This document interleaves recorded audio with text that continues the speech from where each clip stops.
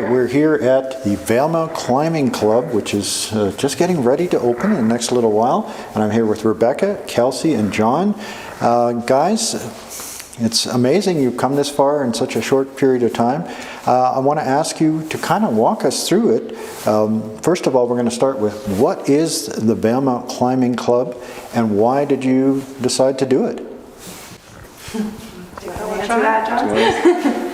So we are a registered nonprofit society in BC as the club, but the facility here is primarily an indoor bouldering gym, which means it is a facility with walls and holds and mats to practice climbing without ropes. Right, that's a good distinction because a lot of people like me think, you know, climbing in gyms, you go and you're belaying and you're hanging off ropes and stuff. This is a little different, right? Yes, it's a little different, a little easier to get into, a little safer, a little friendlier for beginners. Right. So it's a nonprofit society. Where did the idea come from in the first place? I'm going to credit the birth of the idea to many conversations I've had over the years with local climber Ross Ballard, who grew up here and had a home climbing gym and dreamed of having a climbing gym in town. And then we kept talking about it, never really thinking it was feasible until more and more people moved here who were interested in this and just started to think that with the success of the bike park and all of the children here and the access to grant funding through amazing opportunities with this Columbia Basin Trust here in town, that it might be something we could actually do.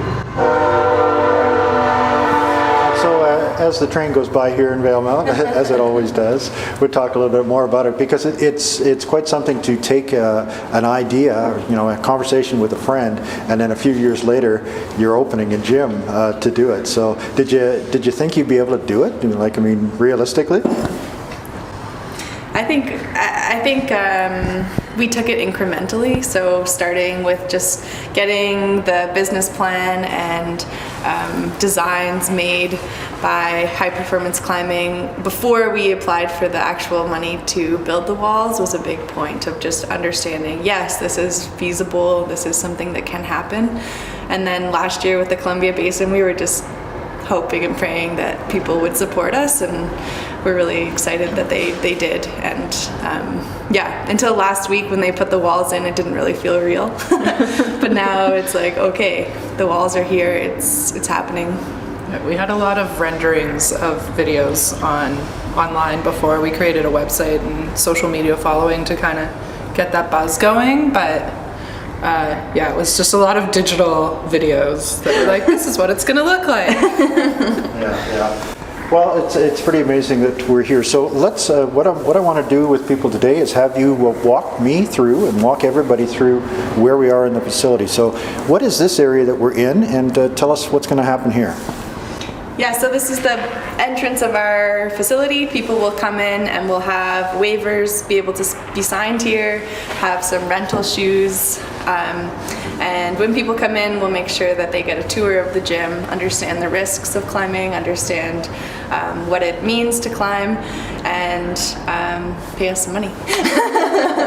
So as we were talking about, you don't need to be experienced climbers, mountain climbers to do this, right?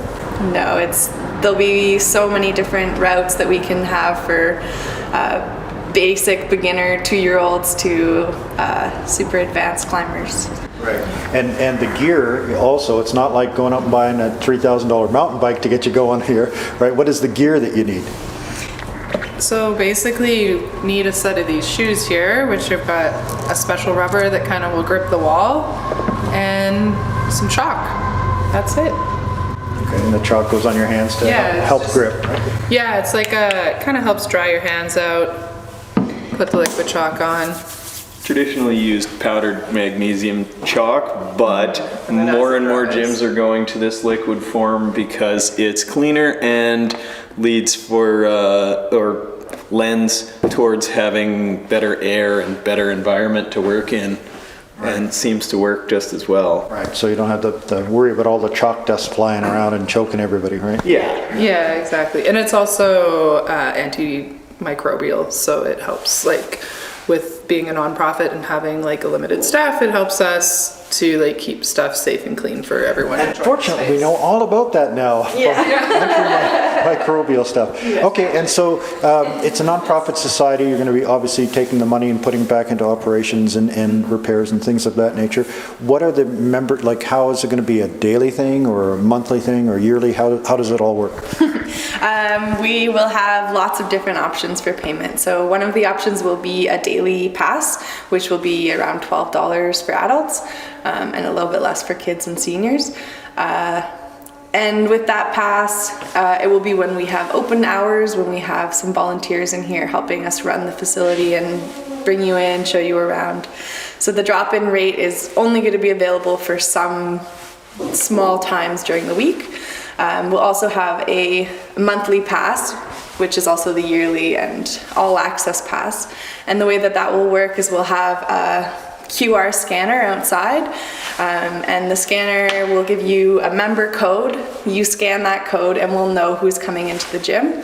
And then when you come in, you can bring a buddy and climb with your friend between 7 and 10 p.m. every day of the 7 week. 7 a.m. 7 a.m., 10 p.m. every day of the week. That's great. That's great. And so you're also going to have some rentals, I think you were telling me? Yeah, so we had a bunch of climbing shoes donated by Cooley Climbing, which is an Alberta climbing gym? Lethbridge, yeah. Lethbridge, yeah. So yeah, we'll have these, and then we're also in the works of like securing some new shoes for members to rent as well, and right. But people will details to be worked out. Yeah, people will need them because you obviously don't want to wreck your walls with home runners kind of thing. But they're not that expensive to buy. John, you were telling me how much? A new pair of climbing shoes is between $100 and $200 probably. We'd encourage members who buy a long-term pass to own their own shoes. We will have some to provide. Some of our donated ones will be offered for the kids especially. We got a whole box of kids shoes. We will have rentals for drop-in people. What we will not be regularly selling them. We will encourage people to look for the climbing shoes locally if possible through Gravity Gear in Jasper, who's one of our sponsors and who've been really encouraging, and they sell all of that in their shop in Jasper. There's lots of different layers of shoe quality. So for expert climbers, they have shoes that are kind of more curved and really small, so it kind of squishes your foot into something and gives you more, I guess, leverage or yeah. So as people become better at climbing, they may want to upgrade their shoes to something that helps them climb better. Sure. But certainly an affordable thing to get into, and like any other sport, if you want to pursue it more aggressively, then you get better gear, right? Exactly. Yeah. Exactly. Okay, before we move on, so we're going to move on to look at some of the walls and things that you've got created here. I want you to you showed us the shoes. I want you to show us what these things are here. I'm just going to get behind the camera here so I can take a picture of them. So you want to tell us what this stuff is here? Sure. These are a selection of holds. So the walls as they are, you'll see right now, are currently bare of holds. These are all of the different modular units that will make up the climbs. These will be bolted into the walls, into the secured T-nuts that are mounted in the plywood panels of the climbing walls. There's many different ones, from large grips like this so that you get a full hand on, to tiny little ones to stick your toe into, to this is called a pocket. See, I can sink my whole finger in there. This is a sort of a half pocket. Smaller grips, little edges to grab or to put your foot on. Yeah. Similar, that's a nice full, it's a small but a full grip. Right. And that's what makes the different levels of climbing, right, is the types of holds that you're using? Because it's the same walls everybody's climbing. It's how is it more difficult for somebody than someone else? So there will be a whole variety of routes or problems. Now these aren't a mandatory thing. If you want to come, there'll be holds all over. You can climb whatever you want, but the way that the climbing routes are organized and graded is by a certain route or problem, is usually how it's referred to in bouldering terminology, is one particular sequence of moves between specific holds. Now, most gyms mark those out by using color-coded tape or something of the sort that's easy to identify, or color-coded holds. Yeah. So there'll be lots of options of difficulty and different types of movements which determine whether a climb is very simple or very complicated.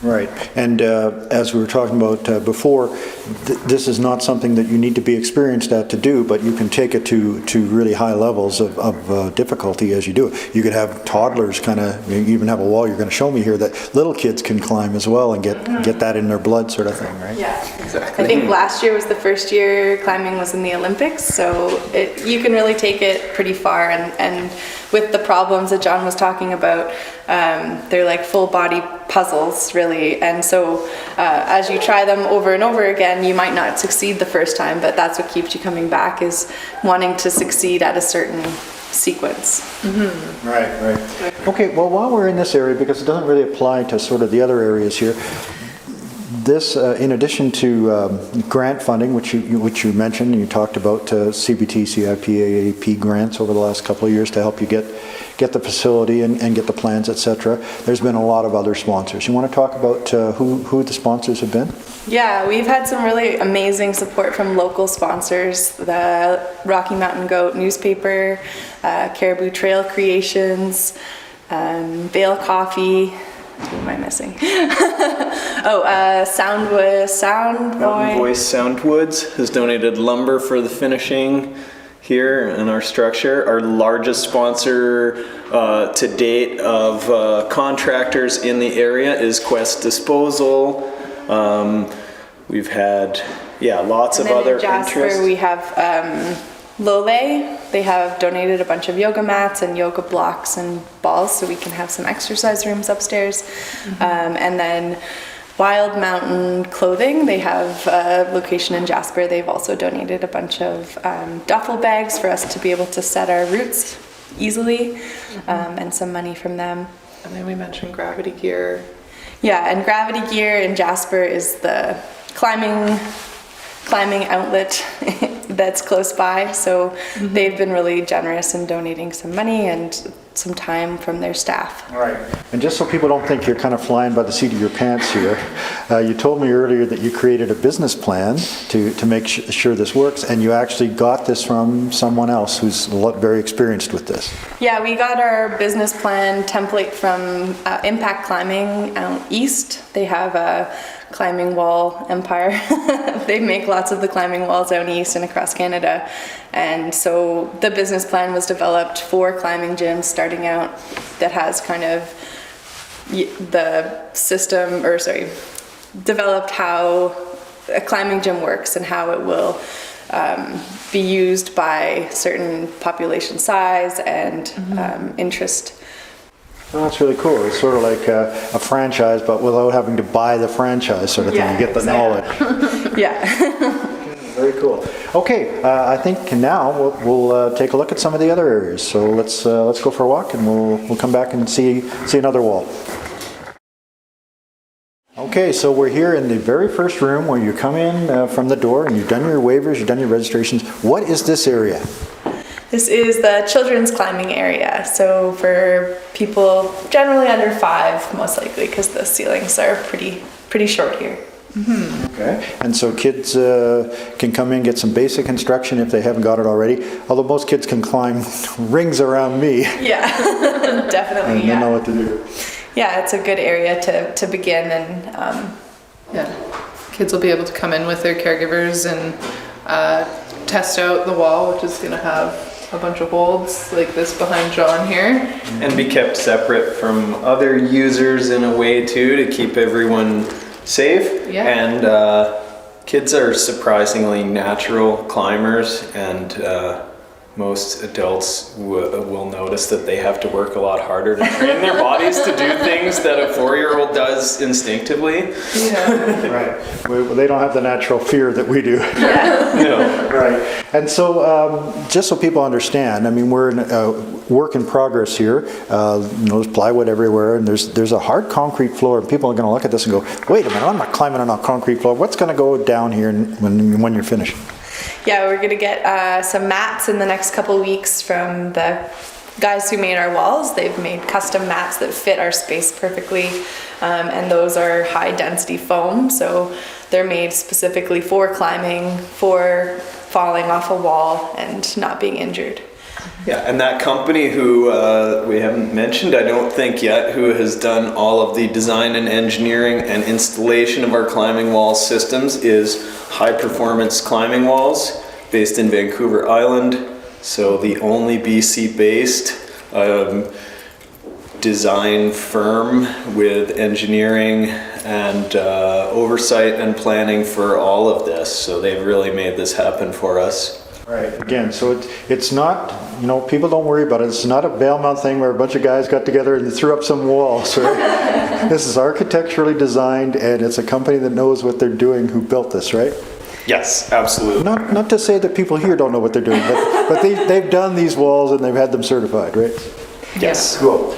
Okay, and so kids will come here, they'll get a sense of what it is to climb, and then the older ones I'm certain could probably move on to the other room? Yeah, exactly.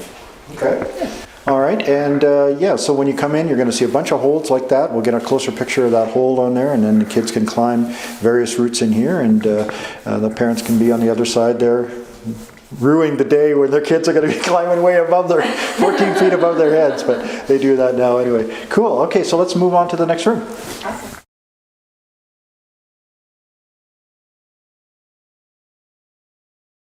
Okay, well, we're here in what I would call the main area, but I don't know, what do you guys call this? Yeah, the main area. This is the main area. Okay, and so Inside of the main area. right, and so behind you there is this big wall, which is how high? 14 feet tall from the floor. Okay, and so you're going to have what in here? Because right now it's just a bunch of holes. Yeah, so this will be the two main bouldering walls here. 14 feet is as high as we can go for ropeless climbing. There will be mats that are 8 inches thick with heavy padding covering all this, which is the fall protection for this area. And there will be holds covering these wall panels that bolt into all of these little holes that you see in there. And so they're infinitely customizable with different routes and problems. Okay. Problems, so that sounds complicated. What's a problem? That's just the way that they refer to bouldering routes often as boulder problems. It makes them sound cooler and more challenging because they're, rather than thinking about it as traditional climbing where a route up a mountain is like you just take that ridge and follow it, and beyond that anything goes. A boulder problem is very specific moves that you're trying to follow to train yourself to do that particular problem. I think because it's not a mountain, you're not climbing a whole cliff, it makes it more difficult if you have shorter routes problems, but they're just more complicated. So one problem is going to be a lot harder for one person, or it makes it more complicated.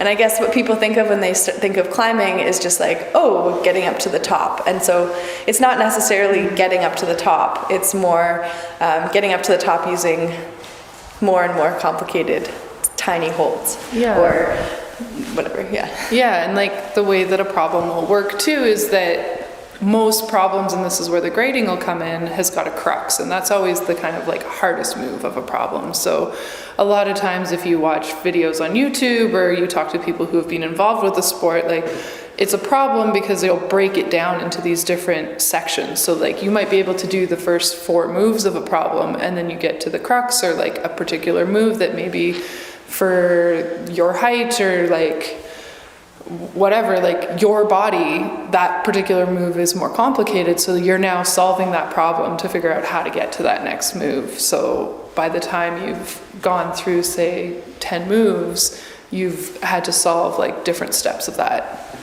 Cool. Well, I'm going to put a little glossary that goes along with this. Moves, problems, crux. There's all kinds of cool terms. Yeah. So Climbing is full of jargon. It's mostly fun stuff. So let's talk about your partners there, the people that have been helping out at Gravity Gear, because I understand that they're going to be helping with the main setup of the initial routes, right? Yeah, they've agreed to use some of their staff who are experienced in setting routes, so coming in and attaching the holds to the walls in certain ways that make the problems. Yeah. And guys who are the main route setters for the Jasper Activity Center climbing walls, so lots of experience. Eventually we'll hopefully be able to do a little more of it ourselves or have someone local, but in order to have a high standard of good routes, we want to have professional and qualified route setters. Right. So let's go back to me again, use me as kind of the beginner that's never done this before. If I come in here, how do I know where to start? Yeah, so I guess there'll be a grading system starting V0, all right? Yeah, assuming we're using the V-rated bouldering grade system, which is the standard in North America, V0 is the easiest problems that are, which anyone should be able to puzzle out, usually.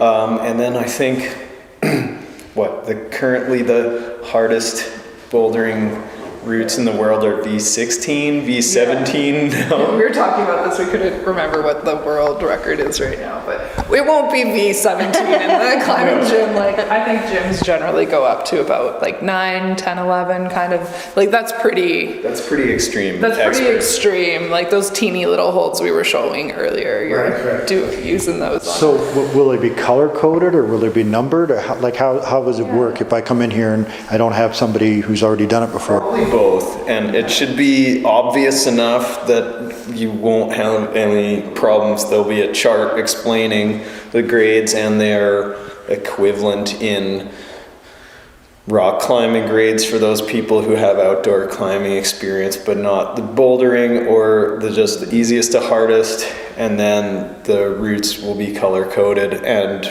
marked. The other thing about this gym space is we're really hoping to create a community space. So if you come in here, there'll definitely be one other person if there's nobody working here, but if there is someone working here, or if not, we're hoping to have a bunch of people here who know what they're doing and can, maybe try this one, or kind of collaborative learning is what we're hoping for. Great. And just looking at this, I mean, people would come and they'd think, well, it's a wall, it should just be flat, right? But that's not the case. It's going to be easier to see when I tilt and pan the camera up. But what's the purpose? What's the purpose of having the different angles on the walls, and it doesn't go straight up, it kind of goes up at a kind of a slanted angle. What's the purpose of that? So I think like in general, climbing walls and bouldering gyms, ideally what they're doing is mimicking like the outdoor, like the sport started outside, it didn't start indoors. And if you can think about walking through the mountains and you come across a big boulder and you're like, wow, I'd really like to climb to the top of that, that's kind of what your walls are in essence mimicking. But what you'll have is when you do your pan is you'll see that like some of the walls are straight vertical, and then you'll get some of the walls which are maybe like this, and that will be a slab grade. So it's like climbing more on an angle inwards from the vert, and then you'll have an angle this way where you're more dangling, and that's going to be an overhang. So those different angles of the walls are going to mimic what you see outside in the environment, but also it's going to help with the different like abilities and grade levels that you're trying to create within the problems that you're putting up in the gym. So okay, cool. So 2 more terms for you following along at home: overhangs and verts. Slabs. And slab. What's slab? Yeah, so straight up is your vert, inwards from that is going to be your slab, and like outwards, and hanging is going to be your overhang. So you're already getting a primer here. This is good. This is good. Okay, cool. Well, we'll go over to the other room, which kind of enhances and takes that to the extreme. We'll take a look at this room here. I'll get some close-up shots, and then we'll take a look at the other room. What is this wonderfully strange-looking thing called? This is a feature that in climbing gym you would refer to as a cave. So like naturally, a cave is a hollow in the rock. This is somewhere where we have a large overhang, and then that opens out into the room so that you can work your way out of it and work under a roof. Okay, this looks really, really hard. Yes, it will be. Yeah. Depending on the holds, again, that are used, it could be harder or not so hard, but generally the more overhung the wall is, the more challenging it is. The more tension you'll require to stay on those holds. Right. And so we'll see this in a second because we're a little closer with my shot here, but we've got the cave that you're in, and then there's a piece above your head with holes all the way through it, and then it goes all the way up to the top where the other 14-foot sections are. Yes, this one's actually a little shorter. This one's 12.5 feet to the top. Okay. All right. So you could have a problem that goes like all the way from the start of this cave, works its way along the wall, and then comes out, and then it's going to finish at the top of this section here. Okay. So this would be like the most advanced part of your the bouldering gym here. Potentially. It requires a lot of strength to hold yourself upside down. yeah, So that's why it's hard. I've seen Tom Cruise movies. yeah. That's like kind of a distinction a lot of times with like bouldering versus like outdoor climbing too, is like bouldering tends to have a lot more overhang in it. So the moves are like, you have fewer moves in a problem, but they sometimes require a little bit more power. But like, again, like John said, depending on the holds that are in there, if you have like big holds, you could just be essentially monkey barring your way through there. So again, like a kid could do it, or us maybe. Monkey barring, not a true climbing. not a true climbing lingo. Yeah. Yes. Okay. Yeah. Right. And again, just so everybody knows, mats everywhere, so it's nice and safe, right? Yeah. So this whole main climbing area will all of the floor space will be covered by safety mats, and essentially when you come in, unless you're waiting in the front and watching, you have to be a member who has signed a waiver and is participating to come onto this mat surface and be a part of it, because as soon as you enter here, you're in the active climbing area. So again, because I don't know anything about it, I looked at this and I go, oh, that really is painted to kind of look like concrete. Obviously, it's a bouldering gym to do it. Why don't you tell us, like, what is the wood and how is it done and how is it made so strong? So these wall panels are built with wood framing that's attached to the structure of the building, and then the panels themselves are cabinet grade birch plywood screwed to the wood framing and then painted and textured with a mixture of sand and paint that gives it a grippy texture as well as fire resistant coating and very tough exterior coating so that it can resist any damage from being kicked and banged. Do you know, like, what kind of weight will it support? Far more than what any normal human user will put on it. Fully engineered, so. So very, very safe and very, very tough, because you need that, I guess, with people with, chalk and shoes and everything else. It gets pretty dirty, right? Yeah. And that's like with the rental shoes that we were showing earlier, and people's personal climbing shoes, like that'll be mandatory to have that sort of indoor footwear in this area, just to keep things clean and sanitary, and just minimize any sort of like damage that could come from outdoor footwear or footwear that's not made of like proper rubbers and stuff. So Well, cool. This is very exciting. I can't wait to try it myself. I'll be the first to hit the mat and see how soft it is. But what I like about it is a couple of things. Is one, it's not an expensive sport to get going into. So for somebody who may or may not know if they like it, they could even rent if you had rental shoes and stuff. But they could try it and start off. And then, as you say, you pick your own routes. You want it to be easier? Go easy. You want it to be hard and challenge yourself? Go hard. You want to go nuts? Go in the cave, right? Yeah. Mm-hmm. And I think with that, it's a really full body exercise. A lot of it's coming from your legs, your arms, your core, your back muscles. So it's unique in that way because it's so multi-dimensional for activity. Right. And speaking of activity, so Valemount is a kind of a unique environment in that we're, of course we're in the mountains, and so our schools are mountain schools, and they used to have programs in mountain biking. I'm not sure what they still do or not, but are you hoping that maybe the schools get involved with this programs, with programs here? Definitely, and we've had interest expressed from the gym teacher at the Valemount Secondary School about bringing kids here for a part of physical education. We also in the future hope to have a youth climbing team for older youth to really push them for the ones who are involved. We don't even need that many members to make up a team, but if there are enough who are keen enough, we could take this to competition level if they wanted to. There's lots of potential out there. Sport Climbing BC is an organized provincial sport body now that has competition organization and even funding opportunities for travel to those competitions and things. They have the coaching programs. That's probably not somewhere we'll be in this first year, but we'd like to get there if we have the interest.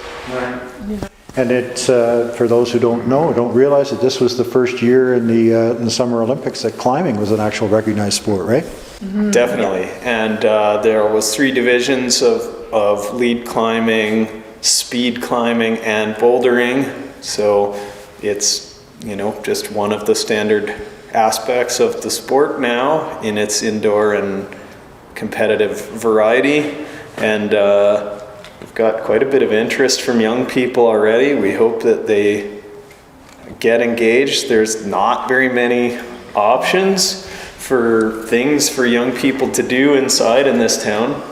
We will also officially probably be the gym, the smallest community in Canada to have an active climbing gym by population. I'm pretty sure. I hope we get that designation. No. Cool. Okay, so I guess we covered pretty much everything we talked about earlier. What are your goals for this? What would you like to see happen as an ongoing thing for the Valemount Climbing Club? I think it would be amazing to see enough support in the first year that we are able to hire someone to have more drop-in time. So we're starting small and hopefully can grow to the point where we can hire someone to be here, so add another job.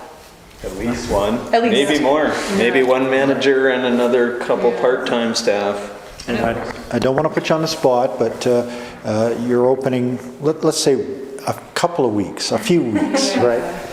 Yeah, barring no unforeseeable delays on the end of getting all of the equipment in here, which everyone knows has been an issue in our supply chains, but like if everything arrives on time as it's scheduled to arrive, hopefully early December? Early December is what we're hoping for, so.